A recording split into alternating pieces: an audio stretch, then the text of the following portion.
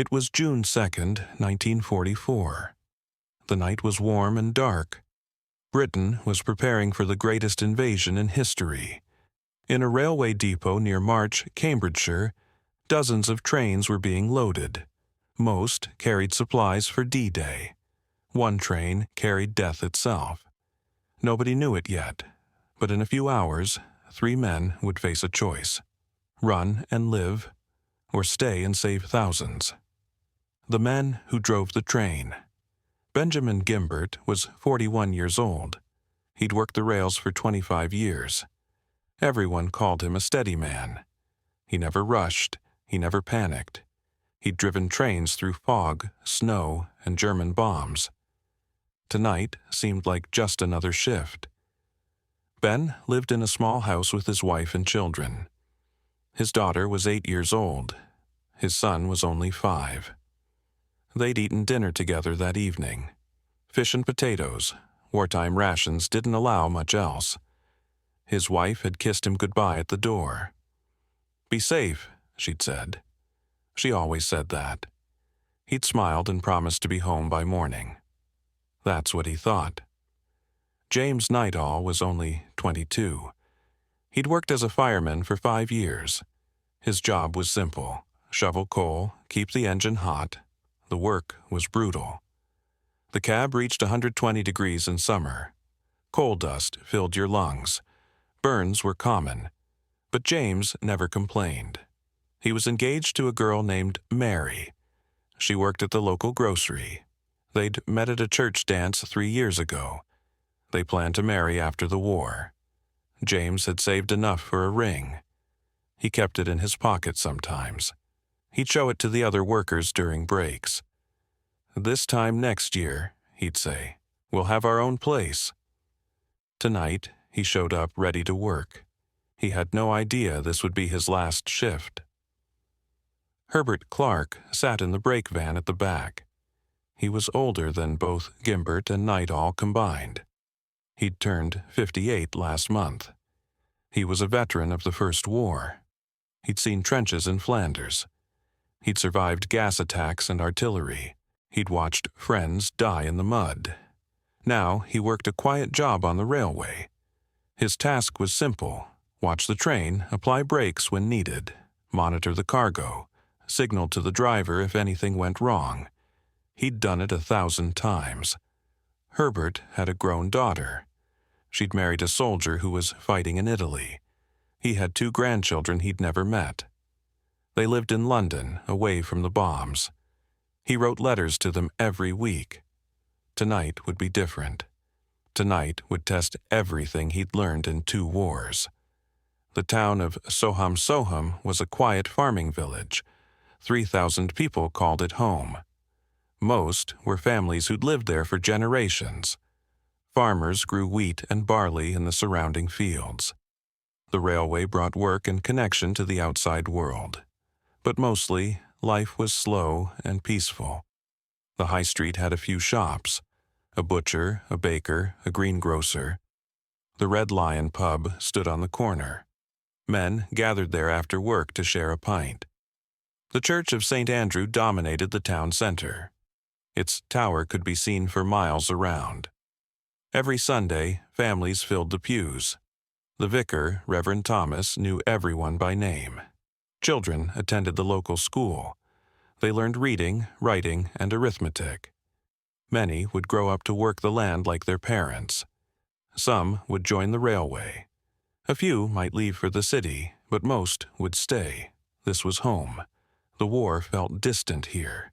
Yes, men had gone to fight. Yes, rations were tight. Yes, blackout curtains covered every window at night. But compared to London or Coventry, Soham was safe. No bombs had fallen here. No air raid sirens had woken them. The war was something that happened elsewhere. On the radio, in the newspapers, not here, not in Soham. That was about to change. The deadly cargo. The train had 51 wagons. 44 were packed with American bombs. Each wagon carried high-explosive ordnance. 500-pound bombs, 250-pound bombs, enough to flatten a city. The total weight was 400 tons of explosives.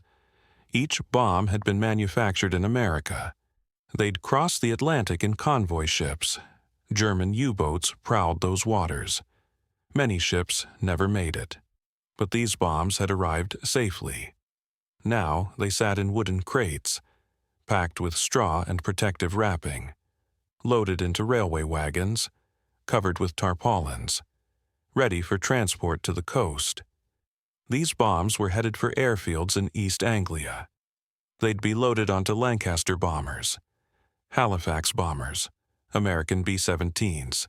They'd fall on German positions before D-Day. They'd destroy bridges, railways, and fortifications. They'd clear the way for the invasion. But first, they had to get there safely. One wagon had been used before. It once carried powdered sulfur for industrial use. The crews cleaned it out. They swept it. They washed it down. But they missed something. Tiny amounts of sulfur remained in the cracks between boards. Yellow powder hiding in the shadows. Waiting. The tarpaulin was secured wrong, too. Regulations said it should hang outside the wagon. That way, sparks from the engine would hit the tarp and die. But someone was in a hurry. Someone made a mistake. They tucked the tarp inside. It created a pocket over the cargo, a trap for sparks. Nobody noticed, nobody checked. Everyone was tired, everyone was working too many hours. The war demanded speed. Safety took second place. The journey begins. At 15 minutes past midnight, the whistle blew. Engine 7337 pulled out of the depot. Gimbert opened the regulator. Steam hissed into the cylinders. The massive train began to move. Slowly, at first. The weight was enormous. 51 loaded wagons. More than 400 tons. The driving wheels slipped on the rails. Gimbert adjusted the controls. More steam, less pressure. Find the balance. The train crept forward. Nightall shoveled coal into the firebox. Orange flames danced inside. The heat was intense, even in the cab. Sweat dripped down his face. He wore a bandana to keep it from his eyes. His muscles burned from the constant shoveling. But he kept going. Steady rhythm. One shovel after another. Keep the pressure up. Keep the train moving. Clark sat in the brake van, watching the darkness roll past. He could see the red glow from the firebox. He could hear the rhythmic chuffing of the engine. Everything seemed normal. Just another night shift. Just another cargo run. The train picked up speed. 40 miles per hour on the straight sections. Slower on the curves. The engine's headlamp cut through the night. Sparks flew from the smokestack. This was normal for steam engines, thousands of tiny embers. Most died in the air, most caused no harm, most. But one spark found the tarpaulin. One spark landed in the pocket. One spark found the sulfur dust. It began to smolder. Slowly, invisibly, building heat. An hour passed, then another.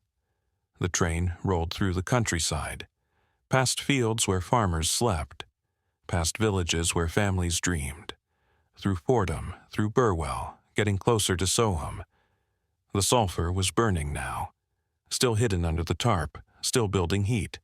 The wooden wagon boards began to char. Smoke seeped through cracks, but in the darkness, nobody saw it. Not yet. Fire in the night. Gimbert glanced back along the train.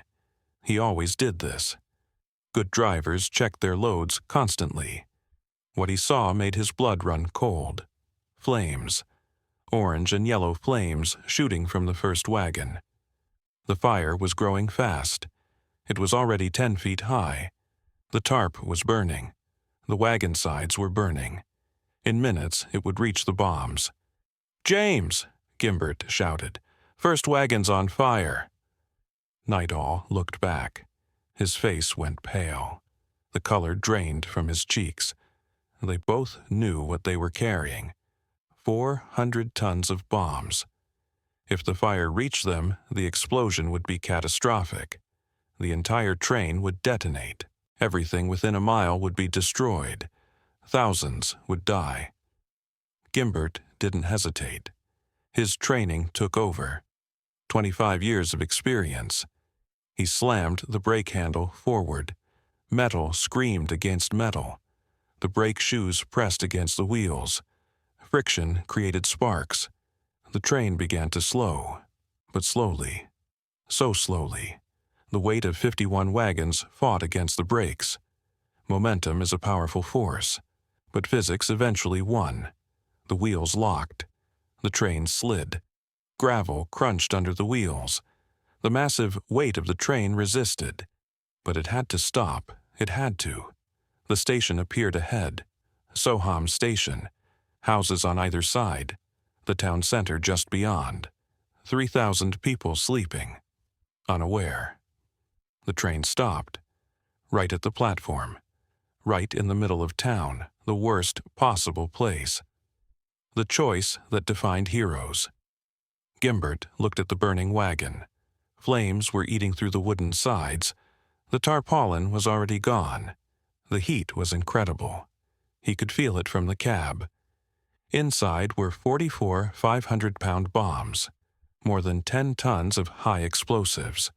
The wooden crates were starting to burn. Soon, the flames would reach the bomb casings. Metal conducts heat. The explosives inside would warm up. At a certain temperature, they'd detonate. That temperature was approaching fast. They had minutes, maybe less. He turned to Nightall. Their eyes met. No words were needed. They both understood. But Gimbert said it anyway. "Uncouple it," he yelled. "We've got to get it away from the rest." Nightall understood immediately. The plan was simple. Separate the burning wagon from the other 50. Pull it away from the station, away from the town. Get it as far as possible before it exploded. Simple plan, impossible odds. They could run instead, jump off the engine, sprint into the darkness. Save themselves. Let the wagon explode where it sat. But that would kill everyone in Soham. The entire train would detonate. 400 tons. The blast would be like a small nuclear weapon. Buildings would vaporize. People would die in their beds. Children would never wake up. 3,000 lives would end. Or they could try to save them. Risk everything. Probably die. But give the town a chance. Nightall grabbed the uncoupling iron. It was a heavy steel bar, about 4 feet long, used to separate wagons. He jumped down between the rails. The moment his feet hit the ground, the heat hit him. Like opening an oven door, like standing in front of a furnace. His face felt like it was cooking. His hands were already blistering. The air burned his lungs. But he ran forward anyway, toward the flames, toward death, toward the burning wagon, seconds to live. The coupling mechanism was simple in design, but heavy in practice. 2 hooks linked together. A pin held them in place. The uncoupling iron lifted the pin, but the weight of the loaded wagon pressed down. The metal was hot, so hot it burned through his gloves. Nightall jammed the iron bar into the slot. He pulled with all his strength. His muscles screamed. His hands burned. Smoke filled his lungs. He coughed violently, but he didn't stop. He heaved on the bar. The coupling resisted. The weight was immense. The metal was stuck. He pulled harder. His back arched. His legs trembled. Every muscle in his body strained. Then, suddenly, it gave way. The pin lifted. The hooks separated. The burning wagon was free. "Done," Nightall shouted. His voice was hoarse from smoke. He scrambled back onto the engine. His hands were black with soot, red with burns. Blisters were already forming, but there was no time to think about pain. Gimbert opened the regulator. Steam poured into the cylinders. The driving wheels began to turn. Slowly at first, The engine had to overcome inertia, had to start moving, had to pull the burning wagon. The wheels spun, then caught. The engine lurched forward. It began to move. 5 miles per hour, 10 miles per hour, faster. Behind them, 50 wagons sat on the tracks. 360 tons of explosives, safe for now. Ahead of them, one burning wagon, 10 tons of death, growing hotter, getting closer to detonation. Every second counted. Frank Bridges' vigil. Frank Bridges was the signalman on duty. He was in his signal box, a small wooden building beside the platform. He controlled the signals and switches for this section. He'd been doing it for 30 years. He saw everything. He watched the train pull in. He saw flames shooting from the wagon, 20 feet high now, bright orange against the black sky. He watched Gimbert and Nightall uncouple the burning load. He understood immediately what they were doing. They were saving the town, saving his town, saving his family. His wife was asleep at home. His daughter and her children were there too. They'd come to visit from London, escaping the V-1 rockets, seeking safety in the countryside. Now, a different death threatened them, but 2 men were fighting it. 2 strangers, 2 heroes. Bridges didn't run. He had a job to do. He grabbed the telephone, connected to the next station. "Stop all trains," he shouted into the receiver. "We've got a fire at Soham. Emergency, stop everything." The voice on the other end confirmed. All traffic would be halted. No trains would enter the danger zone. Bridges hung up. Then he grabbed a bucket. He ran to the water column, the tower that supplied water to steam engines. He filled the bucket. Water sloshed over the sides. He ran toward the tracks, but the engine was already pulling away. The burning wagon was moving. Gimbert was taking it away from the town, away from the people, away from safety, into the darkness, toward certain death. Bridges stood on the platform, bucket in hand. Watching the flames disappear, he could still see the glow, getting smaller, getting farther. He set down the bucket. He took off his cap. He prayed. For the first time in years, Frank Bridges prayed. "God save those men," he whispered. 128 meters. The engine picked up speed, 15 miles per hour, 20 miles per hour. Gimbert pushed it as fast as he dared. The track was straight here, no curves, no switches, just open rail. He could see the fire reflected in the gauges. Orange light danced across the instruments. The heat was getting worse. Even in the cab, it was unbearable. Nightall stood beside him. Neither man spoke. What was there to say?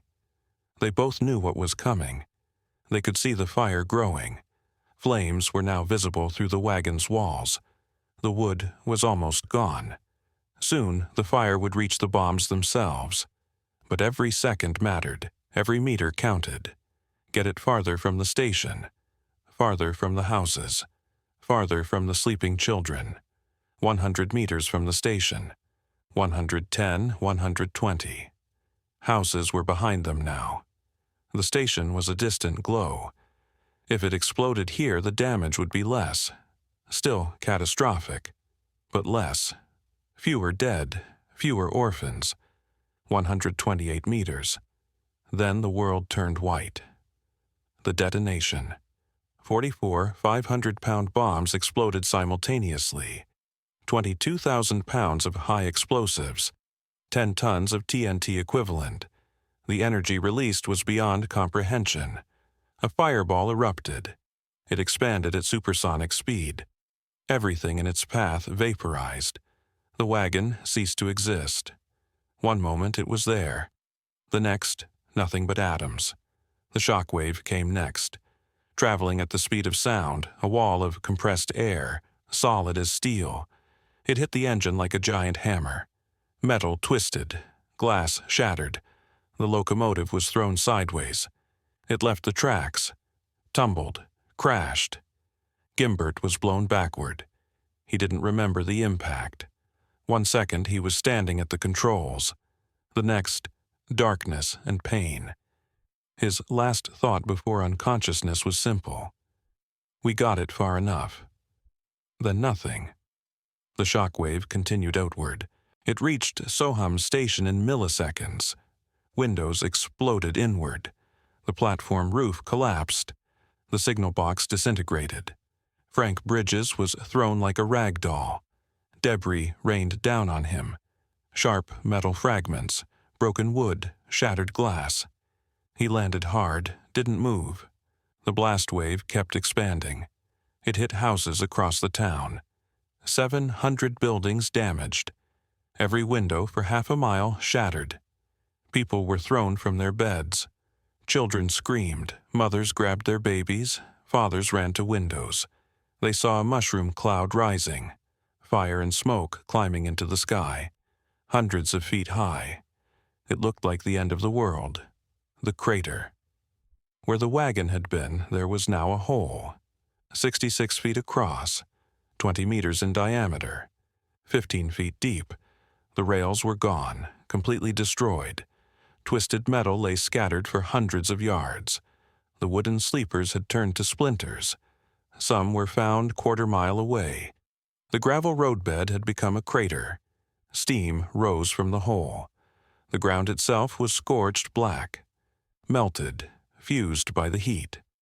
It looked like a meteor strike. In a way, one had. The blast had created its own weather, a pressure wave in the atmosphere. Clouds formed in the rising column. Rain began to fall, dirty rain, black with soot and ash. It fell on the town, on the crater, on the scattered debris, on the bodies, the dead and the living. James Nightall died instantly. The blast killed him before his nerves could register pain, before his brain could process what happened. One moment, alive. The next, gone. His body was found on the platform. The explosion had thrown him 70 meters, back toward the station, back toward the place he'd tried to save. He was 22 years old.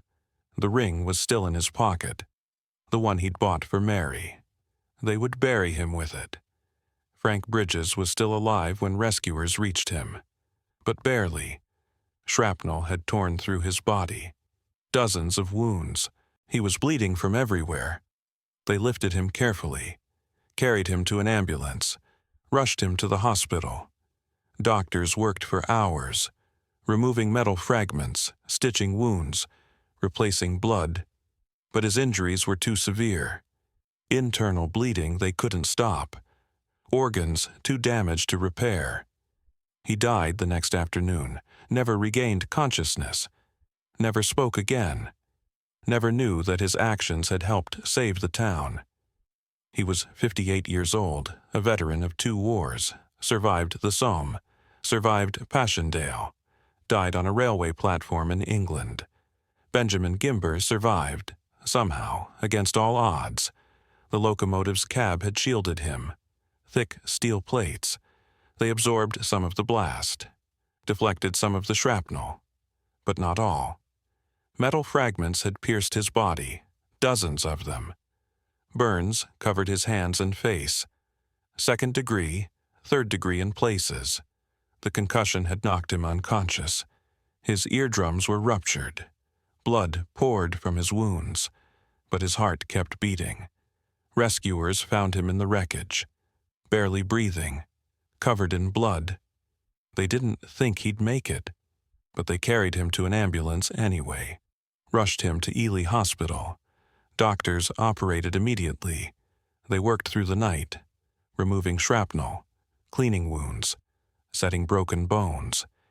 He woke up 3 days later. His first words were questions. Did we save them? Did anyone else die? What about James? The town awakens, people poured into the streets. It was nearly 2 a.m, but nobody could sleep after that explosion. Everyone had been thrown from their beds. Windows shattered in every house. Doors blown off hinges. Plaster fallen from ceilings. Families huddled together. checking each other for injuries, counting their children, making sure everyone was alive. Then they walked outside, into streets covered with broken glass, past fallen chimneys, past collapsed walls. They saw the destruction everywhere. But they also saw something else. Their houses still stood, damaged but standing. Their families were alive, injured but alive. 27 people had been hurt, cuts from flying glass, bruises from falling debris, 5 seriously injured, but only 2 had died. Only 2, the railway workers, the strangers who'd saved them.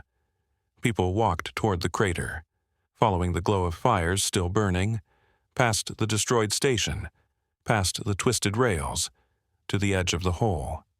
They stood there, staring, understanding, slowly dawning. If that train had exploded at the station, everything would be gone. Every house within half a mile, every shop, every church, every school, every person, 3,000 lives erased in an instant. But 2 men had prevented it. 2 railway workers they'd never met. 2 heroes who'd chosen death over safety, who'd driven a burning bomb away from innocent people, who'd saved them all. Someone started crying. A woman. Then her husband joined her. Then their neighbors. Not from fear, from gratitude, from overwhelming relief, from sorrow for the men who'd paid the price,